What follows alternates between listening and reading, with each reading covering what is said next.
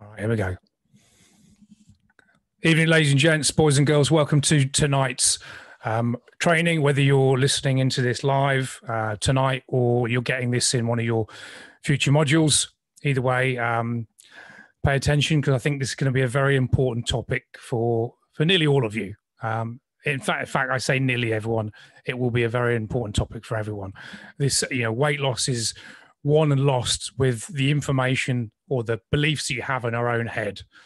So without further ado, we'll crack on. So we're looking at self-image today and how this relates to weight loss and really what self-image is, how and what's a negative self-image, which is obviously the opposite of having a positive self-image, and then how we can improve it. And there's a few little tactics and techniques that I've used personally to help with almost self-image and belief of being positive about yourself and maybe even a bit of gratitude. So without further ado, we'll crack on. So first of all, definition. So self-image, the definition, your self-image is a mental picture of yourself, both the physical body and an individual. A healthy body image means that you see yourself as you really are and you feel good in your own skin. Self-image is also involves how you feel about your strengths, weaknesses, and abilities.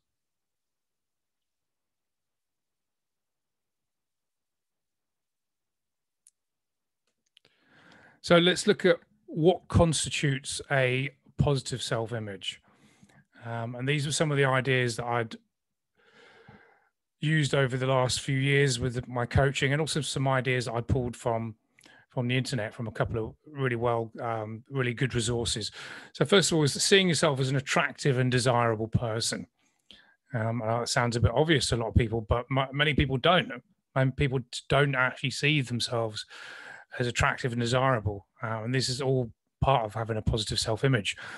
An image of yourself as a smart and intelligent person, very important. Seeing a happy, healthy person when you look at yourself in the mirror. It's irrelevant what other people think, on the outside, because everything that we perceive and achieve and anything we do is all on the inside. It's all about how we feel. When someone says, yeah, you look good, you've got nothing to worry about. If that is not congruent with what you believe about yourself, it's still going to cause problems. And being somewhat close to the ideal version of you.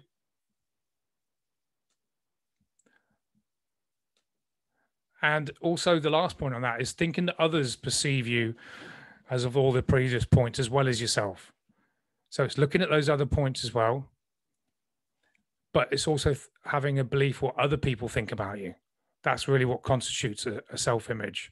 So although it's internal is the most important part, it's your belief what others think of you as well. So relevant what they say, it's what you think about that. So let's look at the flip side to that, the negative self-image. And this is what most people, not all people, but most people, or many people rather, I'll rephrase that, have got a negative self-image about themselves. And when this is coupled with having excess weight to lose, it can really drag people down and cause a lot of problems, a lot of mental health problems. So first of all, seeing yourself as, it's the opposite of that, seeing yourself as unattractive and undesirable. Having an image of yourself as a stupid or an intelligent person. Hands up if you've ever said to yourself, God, I'm so stupid. Now, I know that might seem minor in the moment, and it probably is.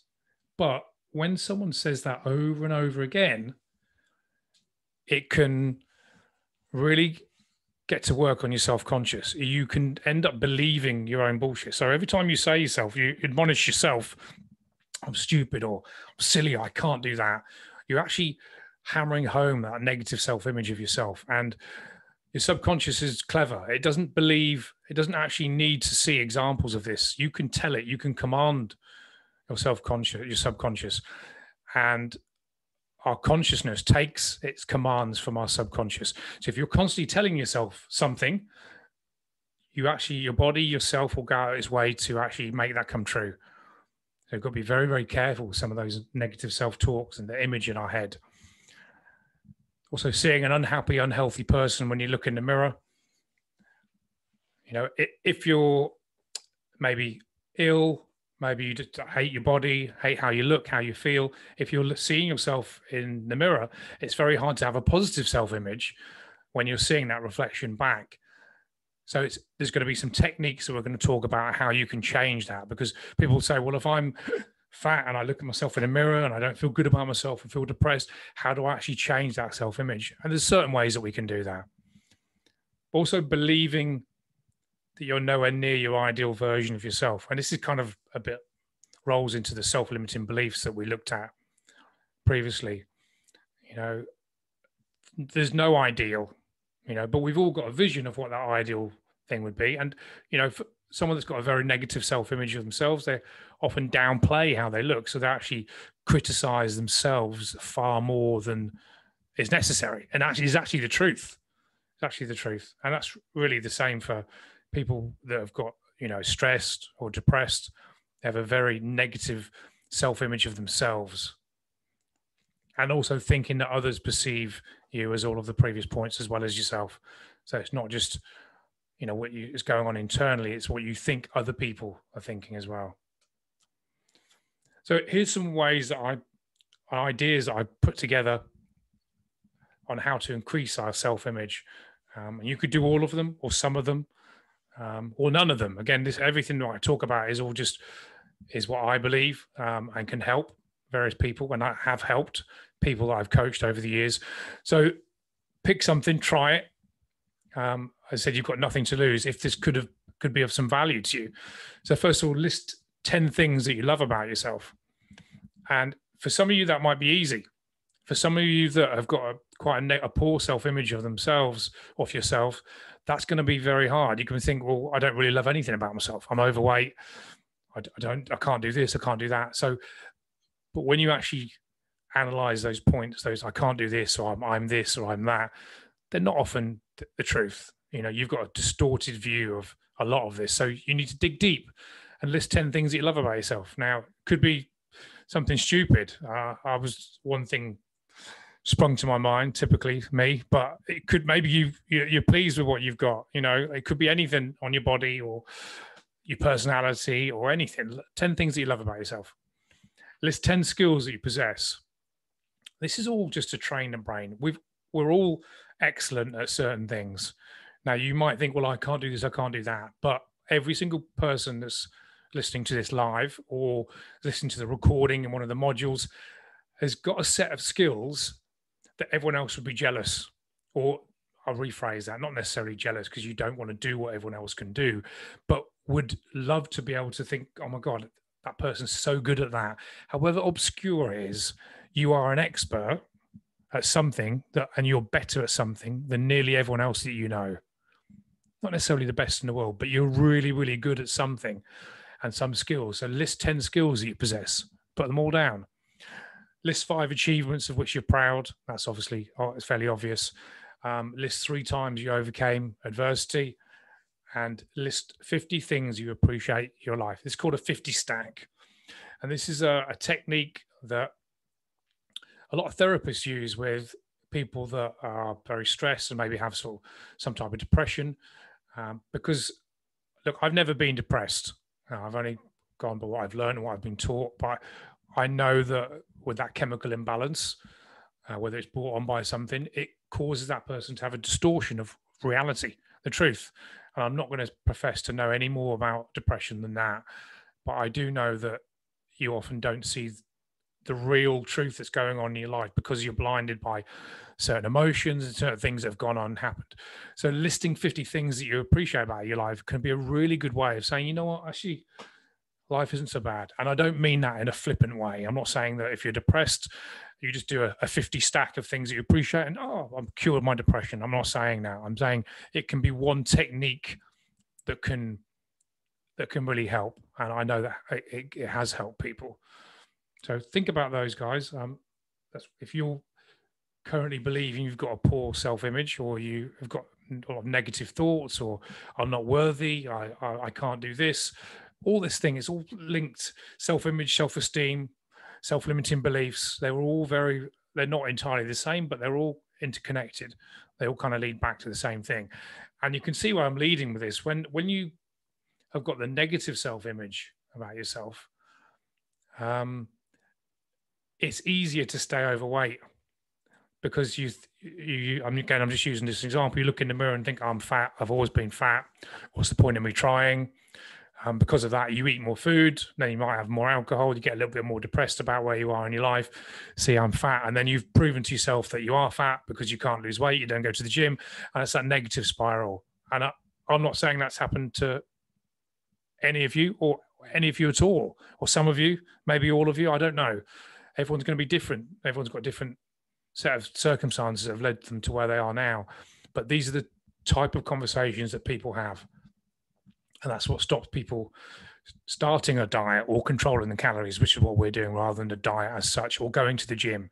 That negative self-image. If you look at yourself and don't believe that you can achieve these things, what's the point of even trying? Let's try that. This is one thing you can try, and it's not as it's a thing that I do. I used to do it every day. I have to admit, I journaled every day for a period of about 4 years, and I used this formula. And I'll be honest, I actually, I would say stole, because I'm crediting him, so I didn't steal it. As a coach I worked with, a guy called Paul Mort, who specializes in men's mental health. That's not why I went to one of his seminars. He's just a very good speaker. He's a Geordie. He's quite rude. He's quite brash. Appealed to my sort of sense.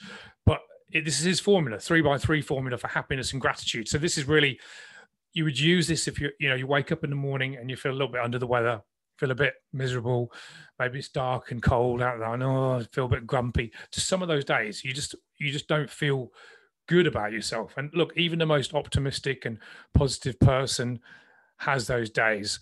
But I got into doing this as a course, as a habit, as a daily ritual. And I did it in the morning and it really did change. And now, as I say this to you, I realize I've not done this for a couple of months, bar a couple of times. And I probably could get back to this because, however good things look on the outside for most people, there's a lot going underneath the surface. So, I always need to constantly look after my physical health, as you guys should be, but looking after your mental health as well. And this is one way. So I'll explain how it works. So do this every morning. This is simple. You see the 3x3 formula. Write down 3 people that you love and 3 people that love you. Okay. And what the trick is to try and do different people every day. Now, you might say, well, in a week or in 3 days, I'm going to run out of people. But you get what I'm saying. I mean, don't just put, husband, 2 kids. You could put that, or wife and 3 kids, absolutely. But try and dig a bit deeper. Think, okay, grandparents, there's my best friend, and then him, and then I love that guy, So just try and appreciate more. Don't just put the same 3 names down every day. This is an exercise to actually help you grow. Don't make it too easy on yourself. Don't cheat. Write down 3 things that you're most proud of. Okay. And that could be, could be your children, could be a promotion, success, a weight loss goal, something you've achieved in this program, or it could be anything. You name it, any area of your life. It doesn't make any difference. But the whole point of this exercise is to get you to really understand and appreciate what you have, however bad you think it might be, or you might be feeling.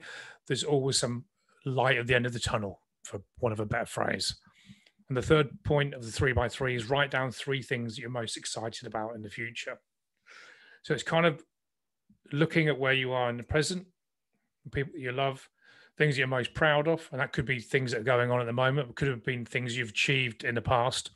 And then we're kind of future pacing and write down 3 things you're most excited about. That could be a new job you're about to start, or a holiday you've got booked next, or anything, just anything in your life that you're excited about. And that's to really get you to appreciate and realize where you are and what you have.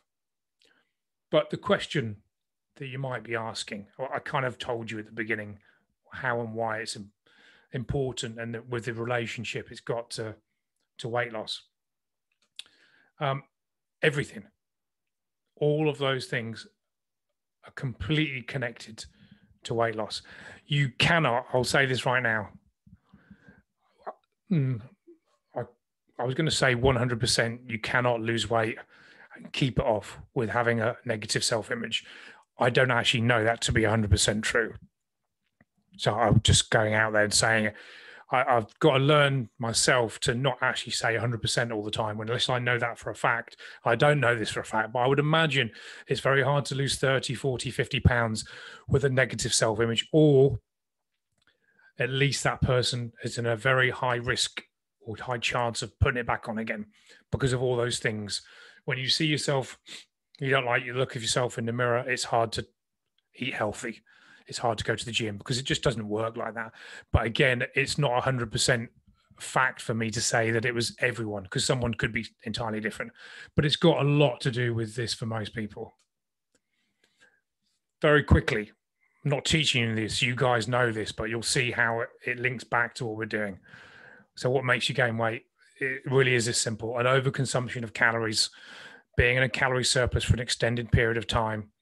And it's based around you guys eating highly palatable, but highly calorific and low nutrient food choices, usually containing sugar, fat, and salt, but not always. As you know, you can get fat eating very, very healthy food. You can also lose weight eating crap. Again, the trick is to lose weight eating healthy food and having a little bit of crap as and when. That's the key. That's why I've taught you guys. And lack of exercise. Look, we know that. You eat too much food for your body, you don't exercise, you're in a calorie surplus, you will gain weight. We all know that. Okay, so why don't people lose weight? Or why do they put it back on again? And how do you lose weight? Is the flip side of this. Calorie deficit as often as possible for an extended period of time, meaning you might do a day, then you're out of it, then you're back in it, then you're back in it for 2 or 3 days. But it's the net balance. Mix a little bit of exercise in, and that's that. And you all know that. Module 1, phone call 1, okay? But why do many people lose weight and revert right back to where they started? I take you back to this slide again. This is all important slide. It's that self-image. Seeing yourself as unattractive and undesirable. If you see that, what's the point in going to the gym? What's the point in controlling your calories? What's the point in not having those 4 gins on a Saturday night? What's the point of not eating crap food more often? And look, I'm putting weight on. It doesn't matter. Who cares? I'm fat and ugly anyway. These are the conversations that people have with themselves. So the negative image is everything. It's extremely difficult. You can lose weight in a period of 12 weeks, but you will put it back on again unless you get a grip of what you believe is possible for yourself and what you can achieve and who you believe you are, who you show up in the world, and also what you see in the mirror. And some of those techniques can help you with that. And obviously it can go a lot deeper. But this is kind of how it works. And I like to call it the internal thermostat. Everyone's got a set point, like a degree of comfort. We've heard it talked about it in comfort zones. Whenever you step out your comfort zone in anything, whether it's at work, whether it's in a game or a sport or, a presentation you've got to make at work or anything like that, when it's something you feel uncomfortable, when it's something new and you had to rise up to it, usually the things that make you feel uncomfortable is usually when you're stepping up in the world on whatever level. It makes you feel uncomfortable and you're like, you can't perform, you get nervous, all these different things. But everyone's got a set point. And when I say, are you a 670 degree person or a 90 degree person? Okay. I don't mean that a 90 degree person is any better, a better person than a 70 degree person, but it's just how they run their life. Like in every area of your life, in making money, in being successful in business, in how you operate in your family or how you take care of your family, in how you look after your own self-image, with which regards weight, mental, all these different things. Every area of your life, you've got a level that's acceptable for you and a level that you won't tolerate. Okay, now some people in certain areas, I'll use myself as an example. I'm a 90 degree person with regards to my health and fitness. It's my number one priority. I don't have to think about it. My standards are super high. I eat healthy food, clean as often as possible. At the weekends, I have a few treats. If I could, I would go to the gym 7 days a week. It's just something I do, 2 hours every day. That's not a chore for me. I love it. It's my number one thing. I want to be on the planet as long as possible. I'm a 90-degree person. If I drop to a 70-degree, if my habits and rituals drop to a 70-degree, like some people are all the time, it gets very uncomfortable. I have to step back up and become a 90-degree person. I'll give COVID, this lockdown, as an example. Through a mixture of things, the gym's being closed, injury I've had when I'm still suffering from back and hip injury. For a period of 3 or 4 months, I'd probably drop down to what I would call a 60-degree level of going to bed quite late, drinking 4 or 5 nights a week, eating Pringles, Doritos most nights of the week, things I would just typically do on a weekend. I was doing on a Monday and Tuesday. I just got sloppy, put a little bit of weight on. For me, it felt uncomfortable. And I went and worked with a coach 10 weeks ago and got back into, I brought myself back into a 90 degrees. And the problem is, if you've got a very, very poor self-image, when you drop down, it doesn't actually make any difference to you. My self-image is extremely positive. All those things, if I'm honest, at times I've probably been overconfident with a lot of things in my life. But bloody hell, I was a male erotic dancer for 17 years. I've got to have a certain amount of confidence, and okay, the module is going to hear that, but what the hell? You guys all know that, or some of you did, some of you do now. I'm very confident in my body. I've always been into health and fitness, so I've got standards around that. When I dropped down, it didn't feel good about myself. I made a few switches, back up to 90 again. But some people are 70 to start with. Their standards just, they kind of go to the gym 2 or 3 times a week, a little bit overweight, but feel quite healthy, go for a few walks, and that's fine. I'm not a better person than them. It's just my standards are higher in that particular area. There's a lot of areas in my life that I'm only a 70. There's not that many drop below 70, but there's a couple of areas in my life that I just don't pay that much attention to because they're not important to me. Okay, so it's all about importance. So think about where you are in all areas of your life. You're a 70-degree person or you're a 90-degree person. If you're trying to achieve results, maybe if you're a 70, if you stepped up and became a 90, but this is where it gets tricky. We know what we need to do. Eat better, eat cleaner, go to the gym more often. We know what a 90-degree person does, but it gets uncomfortable unless we've got that good, positive self-image about ourselves. Okay? So we've got a level of that we're comfortable at in all areas of life, not just weight, fitness, etc. And when you rise or dip below your level, you'll always feel uncomfortable. But here's the thing. This is where it gets tricky. It can get a lot worse. So I use myself as an example there, 90-degree person with regards health, fitness and fat loss, dropped to 60 probably over the COVID lockdown. Right, can't stand that, straight back to 90. But if the self-image is poor,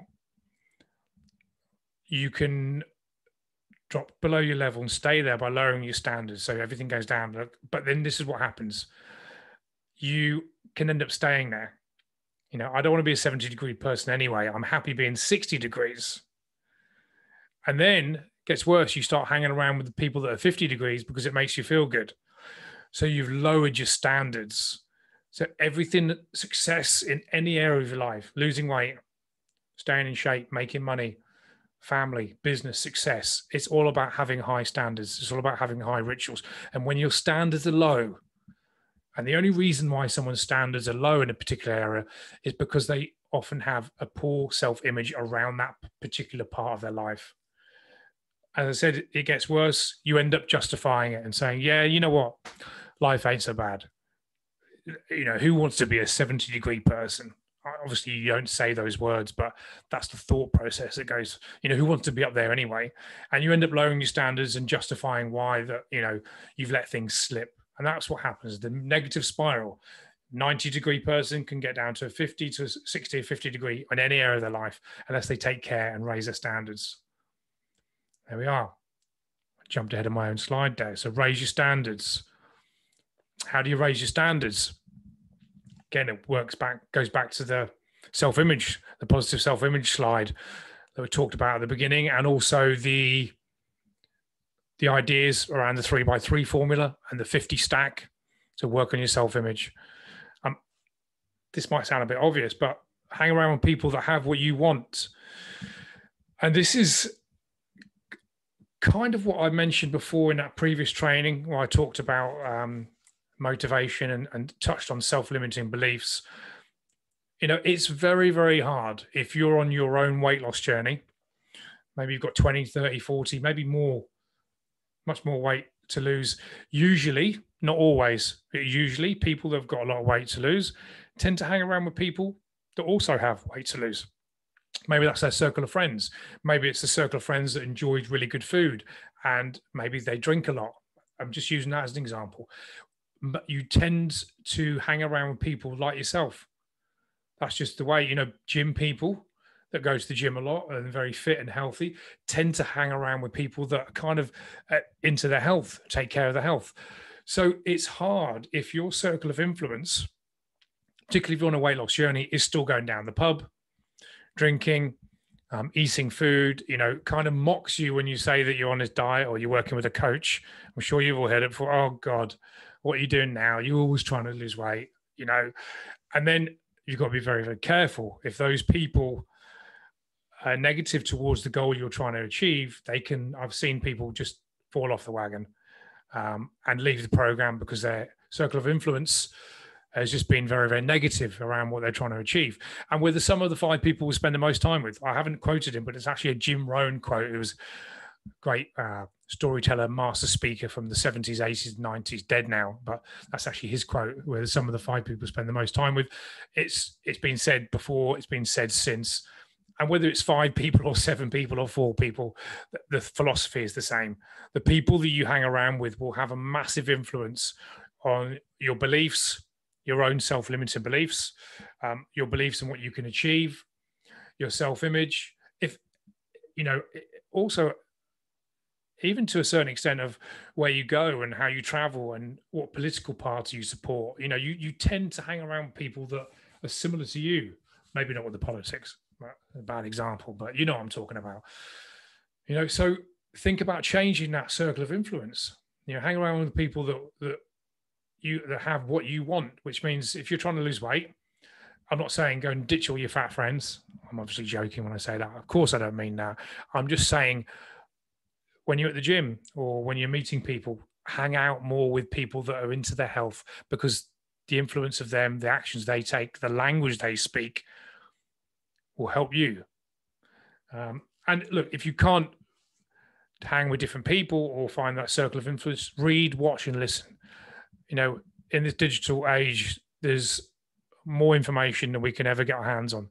Like, you could read every day, all day for the rest of your life, and you wouldn't even touch like a millionth % of what the information is available. It's just ridiculous. We've all got it. You can read and learn, watch, listen on anything. So if you want to lose weight and you want to start reading a bit more about health, don't just rely on what we're doing in this program.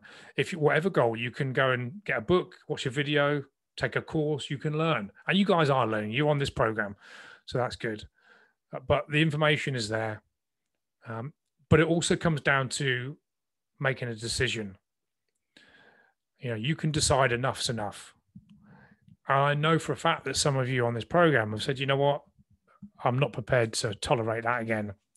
And that kind of links back to raising your standards. It's all very well saying, yeah, I'm going to raise my standards. I'm going to do this, this, and this. You've got to reach a breaking point where, you say enough is enough. I'm not going to tolerate this again. I'm not prepared to do this. And for some people, that breaking point will be different. It will be different to everyone. If some people will come a lot sooner and say, you know what, I need to deal with this. And it all links back to having those high standards and high, positive self-image. To work on that first, because it's very, very hard to raise your standards when you've got that poor self-image of yourself, because you just don't want to raise your standards, so decide enough is enough. When you raise your standards, you just don't tolerate anything less than that. If you're a 70-degree person, you drop to 65, you don't settle. You do all you can to get back to 70, and you go even and go beyond. Again, to use myself as an example, so I'm a 90% person, 90-degree person around health and fitness, drop to 60. Now I want to get back to 90, but I also want to go a bit further because I'm still trying to shake this niggling injury, which is the bane of my life. So I'm always trying to increase because my standards are high, my self-image is high around this area, most areas. Okay. So when you raise your standards and when you dip down and you decide to get back, you make that decision and say enough's enough, it becomes non-negotiable. And I talked about this a little bit before. This kind of links back to that other module where we talked about motivation and having leverage as opposed to looking to be motivated. Leverage is having that gun to the head. And for those that are hearing this for the first time, you came into the 12-week program and you've got 50 pounds to lose, and I said, I want you to lose 30 pounds in 12 weeks, and you're going to do everything you can. If you don't lose 30 pounds, I'm going to blow your brain out with this gun. Stupid scenario, but this is the extreme case. I guarantee you every single one of you would lose 30 pounds because it's life or death. It's non-negotiable. It's a decide. It's a decision. Enough's enough. I'm going to do this. That's the extreme end. But when you decide enough's enough and it's non-negotiable and you decide to raise your standards, everything changes. Because come rain or shine, you're going to go for your walk in the morning. It doesn't matter if it's sunny, if it's rainy, if it's pitch black. It doesn't matter. Short of losing your trainers before you left the house, you're going to go out there. Short of breaking your leg overnight. But, if you said it's non-negotiable, it's done. It's going to get done. I'm going to achieve this goal because that's what I'm going to do. And that's only half the battle. When you've got that negative self-image, you can lose the weight in the 12 weeks, but you will straight away go back, not straight away, but you will revert back because that success, that 30-pound loss, unless you've worked on what's going on in between your ears, in your head, whether you believe you're worthy of that, you're going to revert back to where you were. And just to reiterate that again, I said this at the very beginning, the mechanics of losing weight are simple. The psychology is often very, very hard. So where do you start? Maybe you're thinking, okay, great, this information is good, Gav, but where do I actually start? So I touched on this briefly, but first point, know that you are worthy. A lot of people, not all, a lot of people that have got a lot of weight to lose, they very often don't believe they should be slim. Maybe they almost deserve, this is their punishment for doing X, Y, Z. I've never been slim, so I'm not meant to be slim. And all these self-limiting beliefs come in or kick in. That's not true. You are worthy. You're as worthy as the next person. Okay. You can achieve your goal and you can stay there. And here's a big thing. You do deserve it. You're just as deserving as the next person. Why should that person get what they want and you don't? No one's better than anyone on this planet. We're all worthy. We all deserve everything as much as the next person. But you've got to do the work. You've got to do the exercise. You've got to do the reps. You're not just going to get it because you're worthy. We're all worthy to get it, but you actually have to do the work. I would start with the 3x3 formula. Start doing that every day and then move into some of the other ones, the 10 reasons, the 50 stack. You could do it all. But if you're on about getting some quick wins, start with this. Take 5 minutes every morning, just in a journal on a piece of paper, 3x3 formula every day. It's a really good way. You wake up in the morning and you think, 3x3 form, I'm feeling a bit miserable. Okay, cool. So people love me. I love people. I'm proud of this. I'm excited about that. It can make a really big difference. And it'll take literally 3-4 minutes. So that's what I would start if I was you guys. And as the caption said, this is the end of this glorious presentation. Hope you enjoyed that, guys. I will see you on the next module.